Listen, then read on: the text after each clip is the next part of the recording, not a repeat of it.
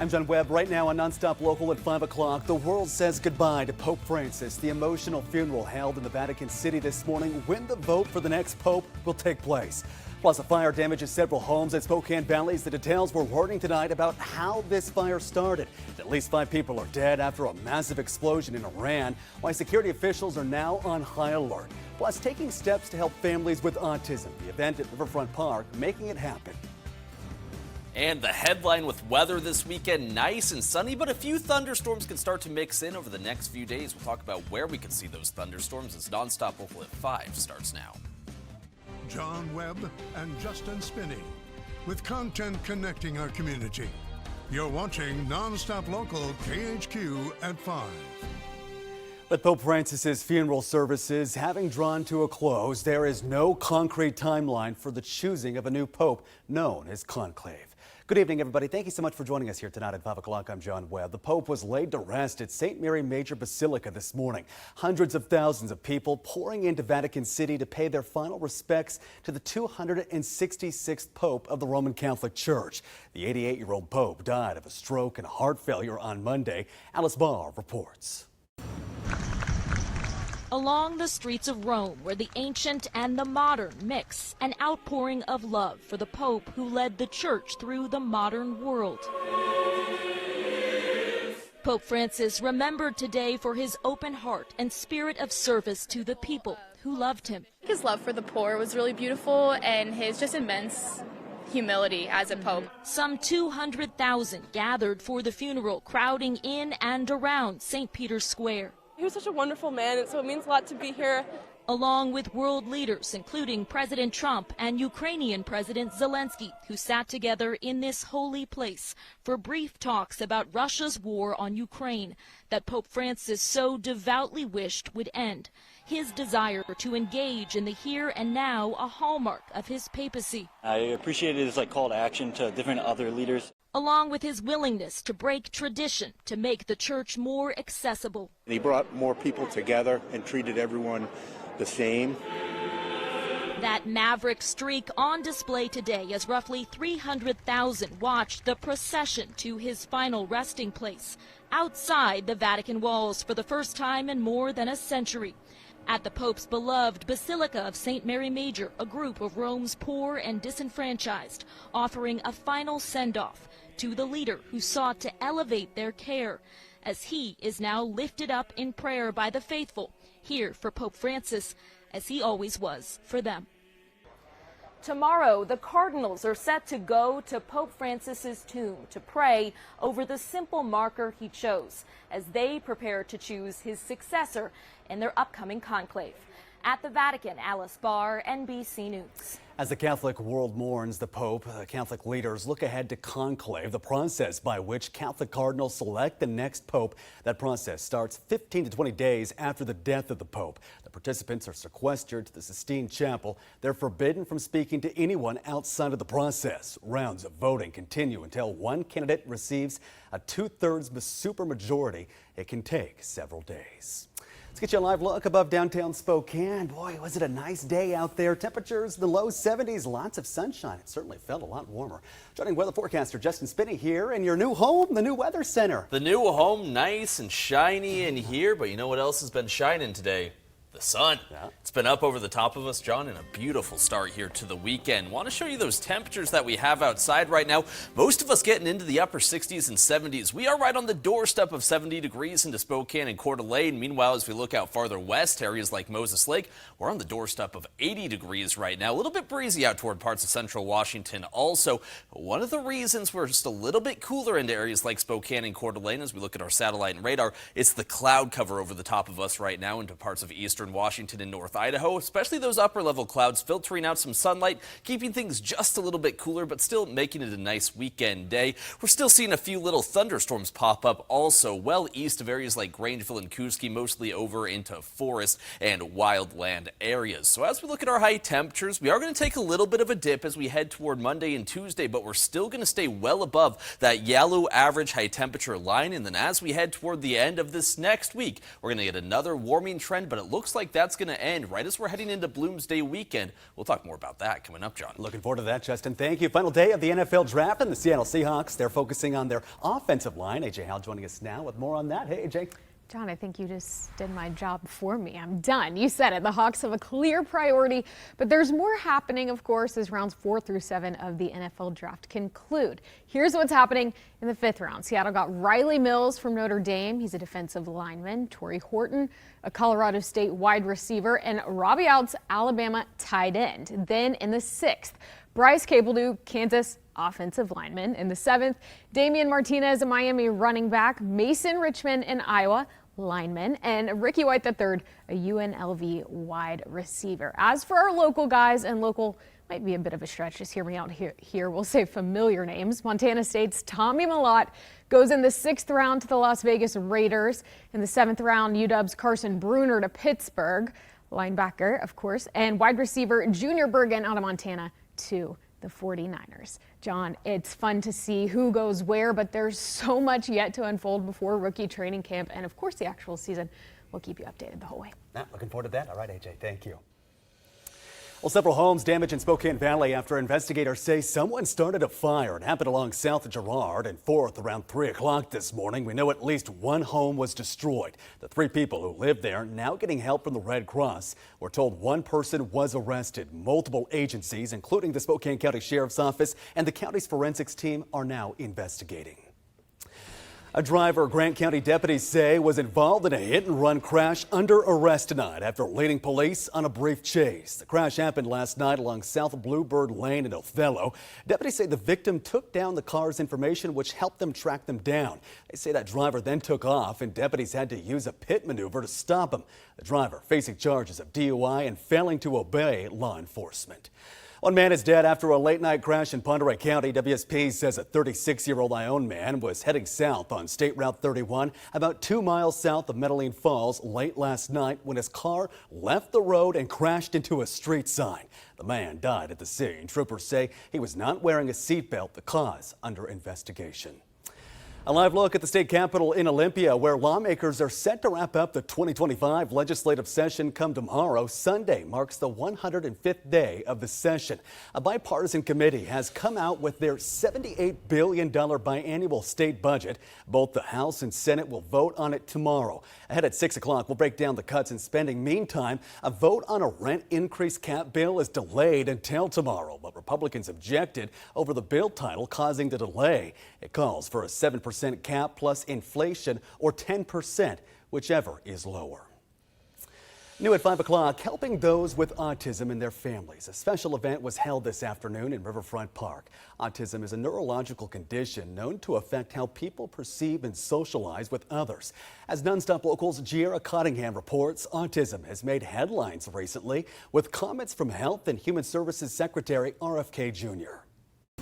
The energy here at Riverfront Park is contagious, with families, friends, and even a few fun characters hitting the trails. Everyone here walking, running, rolling, or setting up behind me, all in support for autism awareness. Hundreds of families gathering to take steps towards helping those with autism, all a part of the 10th annual Steps for Autism 5K event. Autism making headlines following recent comments by Health and Human Services Secretary Robert F. Kennedy Jr. We may not all agree. The nice thing is it's raising awareness. And even if we don't always agree on different things, I love that various voices are coming to the table and willing to have these conversations, because it really is all about supporting individuals who have autism and developmental disabilities. RFK Jr. also announced the launch of a massive testing and research effort to determine what causes autism.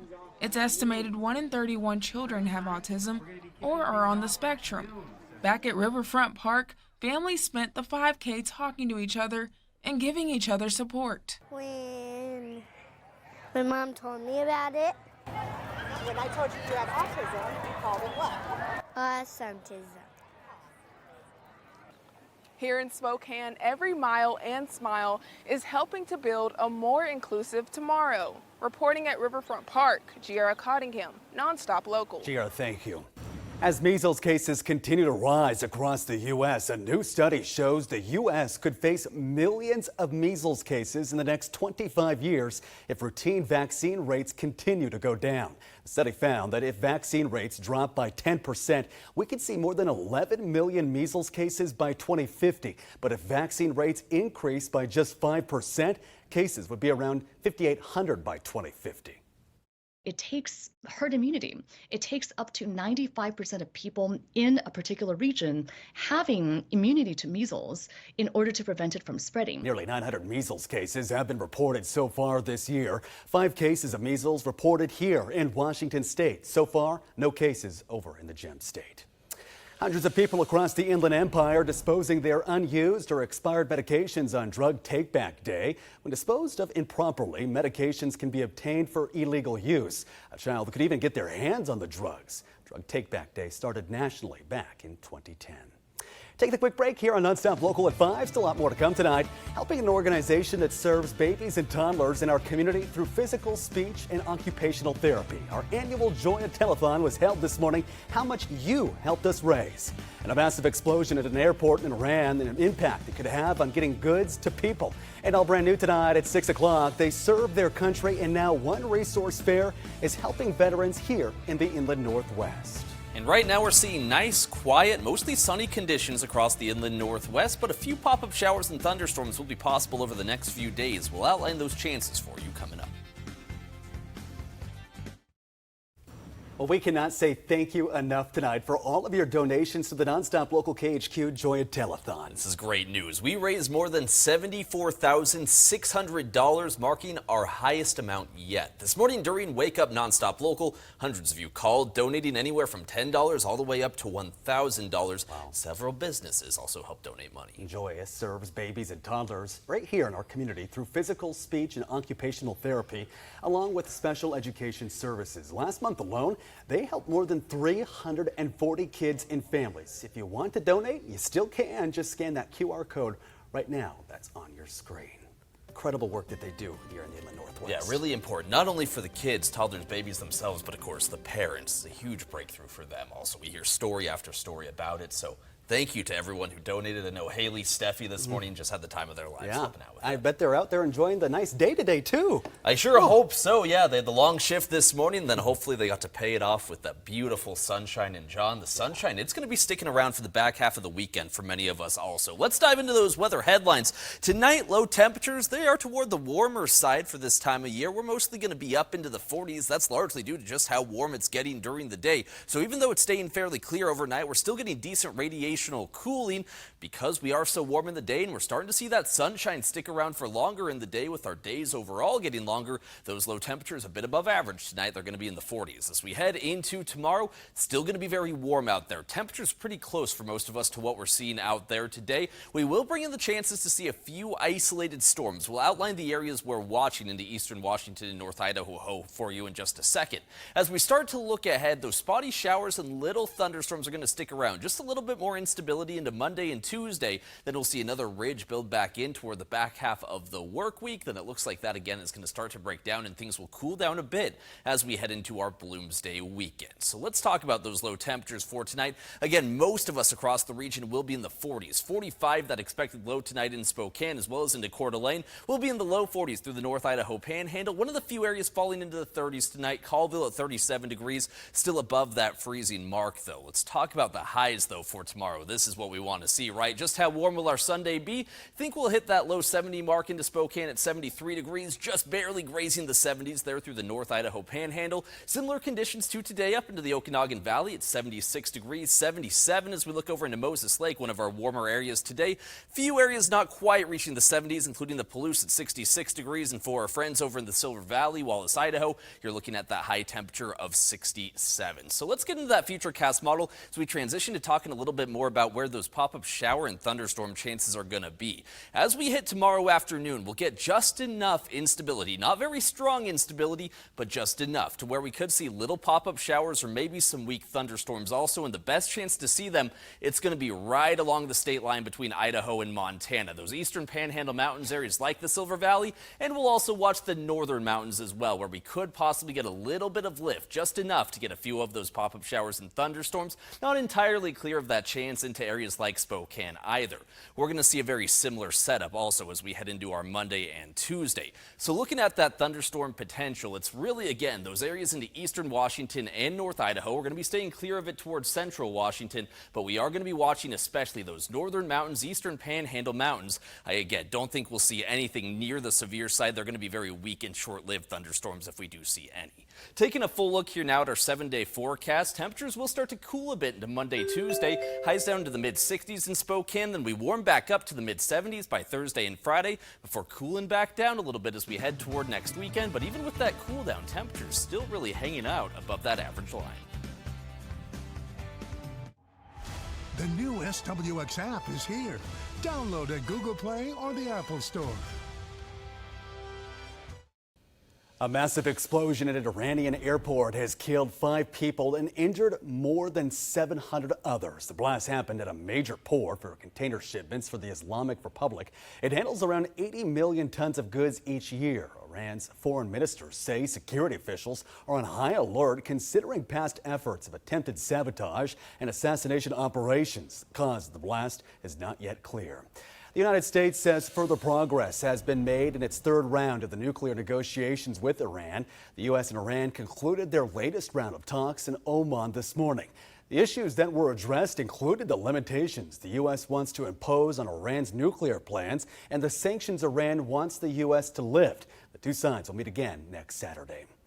The Kennedy Center cancels weeks worth of events for this summer's LGBTQ+ World Pride Festival. Multiple artists and producers say their events have been quietly canceled or transferred to other venues. The changes come amid shifting priorities and the ousting of leadership at the center. President Trump fired the president and its chairman in February. A live look in downtown as we head to break. Coming up, a woodsman competition happening not too far from our neck of the woods. We'll tell you all about it coming up next.